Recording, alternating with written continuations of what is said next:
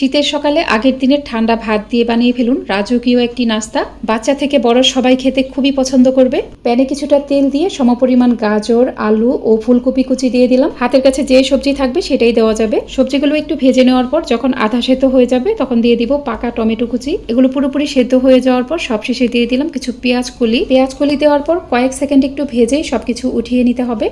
প্যানে আরো কিছুটা তেল দিয়ে একটু রসুন কুচি দিয়ে দিলাম। রসুন কুচি একটু ভেজে দিয়ে দিলাম বেশি পরিমাণে পেঁয়াজ কুচি ও কয়েকটি কাঁচামরিচ কুচি। এই পেঁয়াজ, রসুন ও কাঁচামরিচ আর একটু ভেজে এখানে 2টা ডিম ভেঙে দিয়ে দিলাম। ডিমের জন্য স্বাদ অনুযায়ী লবণ দিলাম। ডিম এরকম ঝুড়ি ঝুড়ি হয়ে গেলেই দিয়ে দিলাম আগের দিনের ঠান্ডা ভাত। ভাত দেওয়ার পর আরেকটু ভেজে যে সবজিগুলো ভেজে উঠিয়ে রেখেছিলাম সেগুলো দিয়ে দিলাম। এখানে স্বাদ মতো লবণ দিলাম ও ম্যাগি স্বাদে ম্যাজিক এই মশলাটা 1 প্যাকেট দিয়ে দিলাম। এখন সবকিছু খুব ভালোভাবে নাড়তে থাকবো। চুলার হাই হিটে সবকিছু একটু ভেজেই নামিয়ে ফেলবেন। কোনোভাবেই ওভারকুক করবেন না। ভাজা হয়ে গেলেই নামিয়ে গরম গরম পরিবেশন করুন। এটা খেতে ফ্রাইড রাইসের থেকেও অনেক বেশি সুস্বাদু হবে। একবার ট্রাই করার অনুরোধ রইল।